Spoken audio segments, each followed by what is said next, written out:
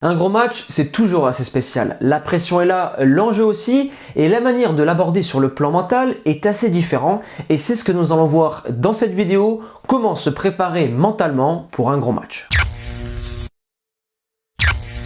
Premier point, le conditionnement. Toute cette semaine-là, tu dois faire des choses en cohérence avec l'objectif final qui est réaliser une bonne performance lors du gros match du week-end qui arrive parce qu'on affronte les premiers ou on joue le match de la montée. Bref, ce gros match, tu dois le réussir. Donc, il faut se conditionner de la manière suivante.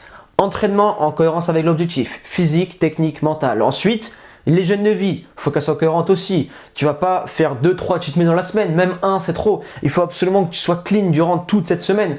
Ensuite au niveau du sommeil, un sommeil bien précis pour bien récupérer. Et enfin, nutrition et tout ce qui englobe l'hygiène de vie. Tout ce que tu dois faire durant cette semaine-là doit être en cohérence avec le match pour que tu sois au mieux conditionné et préparé pour réaliser un bon match. Car le but de ce conditionnement, c'est d'arriver à un pic de confiance qui soit maximal. Tu dois arriver le jour J en te disant « j'ai fait ce qu'il fallait faire, maintenant j'ai juste à réciter ce que j'ai travaillé à l'entraînement et tout va bien se passer car j'ai agréablement confiance en moi ». Voilà à quoi va servir ce conditionnement. Donc un match commence dès que le précédent est terminé. Dès le lundi, je me mets au boulot. Et le conditionnement et la préparation mentale du gros match commencent dès le début de la semaine. Ensuite, on arrive 48 heures avant le match et c'est là où on va arriver au deuxième point. C'est un bilan de confiance, c'est un bilan sur l'estime de toi. C'est-à-dire que tu vas te poser les questions suivantes. De quoi suis-je capable? Quelles sont mes qualités et mes défauts? Et quels sont mes meilleurs matchs? Et quels sont les plus mauvais matchs que j'ai réalisés sur un terrain de football? Tu fais le bilan, tu vas analyser les choses et tu vas te rendre compte que je suis un joueur qui a des qualités, je suis un joueur qui a réalisé de très bonnes performances, qui a raté aussi certaines choses, mais tu vas retenir tout le positif de ce bilan-là.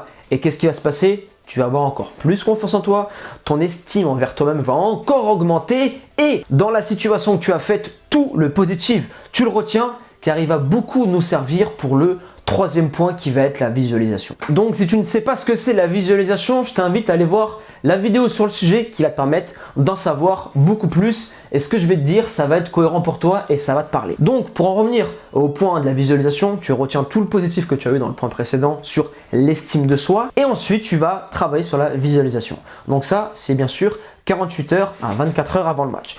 Tu vas te mettre dans ton lit ou sur une chaise, tu vas fermer les yeux et tu vas visualiser toute la positivité que tu as pu récolter durant le point précédent pour te regarder à la troisième personne et te voir réaliser de bons matchs. Te voir réaliser des centres si tu es joueur sur le côté, des dribbles si tu es attaquant, des buts, des belles parades si tu es gardien de but. Bref, tu visualises tout ça toujours de la troisième personne, c'est-à-dire que tu sors de ton corps et tu te vois faire. Et ensuite, ça répète, ça répète, ça répète de manière positive. Et la visualisation, c'est quelque chose qui fonctionne, qui marche. Et si tu le mets bien en place, bien sûr, il faut le répéter pour que ça rentre et pour que ça soit efficace. Tu verras que sur le terrain, tu auras cette sensation de déjà vu. Tu diras, cette action, je l'ai bien réalisée, je l'ai déjà vue quelque part. Et oui, tu l'as vu la veille. Tu as travaillé la visualisation et cette action-là, tu l'avais déjà répétée mentalement. Donc, néglige surtout pas ce point-là et insiste beaucoup sur la réussite de tes gestes qui vont être très intéressants et qui vont te permettre d'être super fort lors du jour J. Quatrième point, gérer ses émotions et gérer son stress durant le match, c'est vraiment très important. Brésil ou pas, m'en bat les couilles. Brésil ou pas, Ronaldinho, machin chouette. Rien à foutre. Le match, il va arriver et beaucoup ont la boule au ventre. Celle-là, il faut complètement l'oublier. En général, tu l'as parce que tu te dis oui, si je rate ci, si je rate ça. T'es pas dans le moment présent, t'es pas focus. Maintenant, t'es dans le futur, t'es dans le passé. Non, concentre-toi maintenant. Toute la semaine, tu t'es conditionné de la meilleure des manières. Récite ce que tu as appris. Tu connais tes qualités, tu sais de quoi tu es capable. Ne fais pas des choses que tu n'as pas l'habitude de faire ou que tu n'as jamais réalisées. Fais ce qui marche pour toi et où tu es performant. Et tu verras que tout va se passer comme prévu et tu vas faire un très bon match. Cinquième point, le rituel. C'est une chose qui est propre à chacun. Le matin, il y en a qui vont se lever à 8 h, d'autres à 9 h. Durant le match, il y en a qui vont commencer à mettre leurs chaussettes du pied gauche, l'autre du pied droit. Il y en a qui ont carrément un caleçon fétiche. Ça, c'est vraiment propre à chacun et il faut absolument conserver ces rituels car cela te permet de te mettre dans une manière positive, psychologique et bien préparer mentalement ton match. Et voilà, tu vas bien te sentir et tu vas être positif juste avant ton match et sur le terrain. Enfin, sixième et dernier point, accepter l'échec. Attention, bien faire la différence entre accepter l'échec et se préparer à l'échec. Non, là, on doit se préparer à l'accepter. C'est-à-dire, durant un match, tu vas rater des choses, ce qui est tout à fait normal. T'es attaquant, tu vas rater des face-à-face avec le gardien, t'es défenseur, tu vas rater des relances. Bref, tous les postes, durant un match, vous faites au moins une erreur. Et c'est là où toute la différence va se faire. C'est-à-dire que quand tu regardes les joueurs de haut niveau, surtout les attaquants comme Suarez ou encore les défenseurs qui ratent leur relance, ces défenseurs-là ou ces joueurs-là, qu'est-ce qu'ils font? Ils ratent en une seconde, ils se remettent directement dans le match. Alors que les joueurs moyens, eux, les attaquants par exemple, ils vont rater une occasion, deux occasions, trois occasions et ils vont totalement sortir dans leur match en se disant « Oh là là, j'ai raté, le coach il va me tuer à la fin du match, si on perd c'est de ma faute. » Non, parce que la quatrième, tu vas être en rendez-vous et tu en auras une quatrième occasion à mettre. Et c'est là où il faut être présent. Et si tu vas être présent, il faut absolument que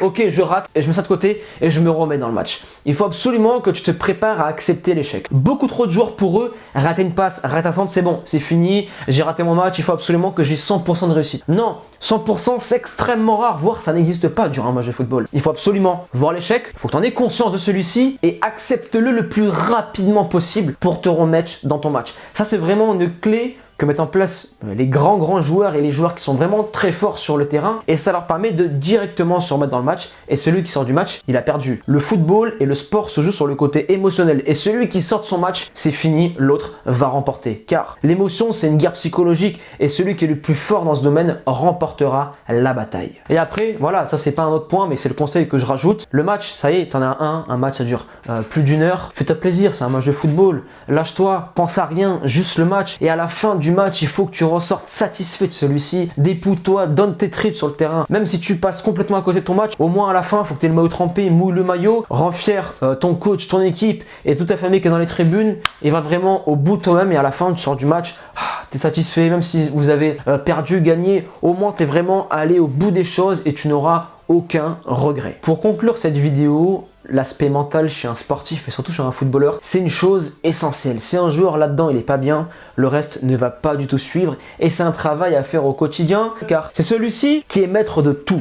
Un joueur qui mentalement est très fort, c'est un joueur qui pourra aller loin dans ce sport, car comme tu le sais, tout se joue là-dedans. On parle beaucoup du mental, et avoir un mental de champion te permet de te conditionner pour aller au haut niveau. Et n'oublie jamais une chose, celui qui perd le contrôle émotionnel perd la compétition. On arrive maintenant à la fin de cette vidéo. Si elle t'a aidé et qu'elle t'a plu, n'hésite pas à me le faire savoir en m'explosant la barre des likes et des commentaires avec le hashtag motivation 100%. Et pour tous les joueurs qui veulent s'améliorer sur l'aspect mental, technique, physique et sur l'hygiène de vie du footballeur, je vous invite à télécharger le livre La Bible du footballeur en cliquant sur l'icône qui s'affiche juste ici. À présent, je vais vous laisser là. Persévérance et motivation, et on avance ensemble.